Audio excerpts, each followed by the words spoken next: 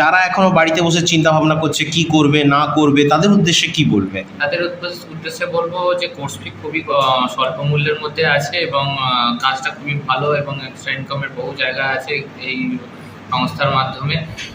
আমি বলবো একবার কাজ করে এবং এখানে এসে দেখুক তারা। নমস্কার, আপনারা দেখছেন PNR training institute. PNR training and placement সার্ভিসের পক্ষ থেকে আমাদের আরও একটা স্টুডেন্ট ভর্তি হয়েছিল, ক্লাস করেছে, আজকে ওর ইন্টারভিউ। তোমার নাম কি? অনুভব মণ্ডল। অনুভব মণ্ডল। আচ্ছা, কোথা থেকে এসেছো? আমি এসছি মহেশতলা থেকে। ডিস্ট্রিক্ট? দক্ষিণ চব্বিশ পরগনা থেকে এসছো। ওকে, তো আমাদের এই ইনস্টিটিউটের খোঁজ খবর পেলে কি করে বা জানলে? আমি ইউটিউবের মাধ্যম থেকে বেসিক্যালি আমি পেয়েছিলাম। আচ্ছা, দেন তারপর তুমি খোঁজ খবর নিয়ে তারপর ইনস্টিটিউটে এসেছিলে? হ্যাঁ। কারণ আমরা বলে দিই যে আগে ইনস্টিটিউটে আসো, একটা ফ্রি ক্লাস করো, ফ্রি কাউন্সেলিং করো, তারপর চিন্তা ভাবনা করো, যদি ভালো লাগে ভর্তি হবে, নাহলে বাড়ি চলে যাবে। তো সেক্ষেত্রে তোমার ক্ষেত্রে কি হয়েছিল, তুমি কি করেছিলে? না, আমি ক্লাস করেছিলাম, তারপরে সমস্ত কিছু স্যারদের কাছ থেকে সমস্ত কিছু বিভ্রান্ত জেনেছিলাম, জানার পর ভালো লেগেছিল এবং কোর্স ফিটাও সাধ্যের মধ্যে ছিল, তাই জন্য আমি ভর্তি হই। তার জন্য তুমি ভর্তি হয়েছিলে। ওকে, ভর্তি হওয়ার আগেই অ্যাডভান্স অগ্রিম কোনো টাকা পয়সা বা ফিস কিছু দিয়েছিলে? না না। অ্যাডভান্স না। কারণ অনেক তোমরাই তো বলছিলে অনেক জায়গায় নাকি ওই ফর্ম ফিল আপের নামে বা বিভিন্ন দেখিয়ে টাকা পয়সা চায়। তো কিছু এখানে দিয়েছো? না।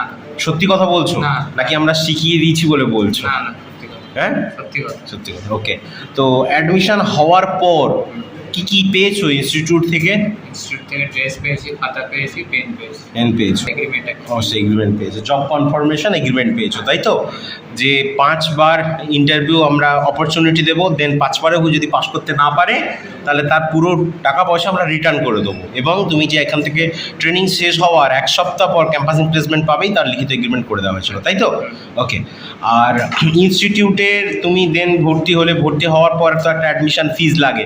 তো অ্যাডমিশন ফিস যেটা দিয়েছো সেটা কি স্বইচ্ছায় সজ্ঞানে ভালোবেসে দিয়েছো? হ্যাঁ, ভালোবেসে দিয়েছি, সজ্ঞানে দিয়েছি। ভালোবেসে স্বইচ্ছায় সজ্ঞানে দিয়েছো? কেউ জোর করেছিল বা চাপ দিয়েছিল? না না, কেউ জোর করেনি বা চাপ দেয়নি, তাই তো? ওকে, অ্যাডমিশন ফিসটা কি অনেক বেশি কিছু হাইফাই? না না, আমার সাধ্যের মধ্যেই ছিল। সাধ্যের মধ্যেই ছিল, অ্যাফোর্ড করতে পারবে তো সবাই?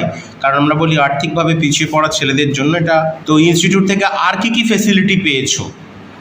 ইনস্টিটিউট থেকে থাকার জায়গা পেয়েছি, তারপরে রান্না করা সমস্ত সরঞ্জাম, খাওয়া দাওয়া সমস্ত কিছু পেয়েছো।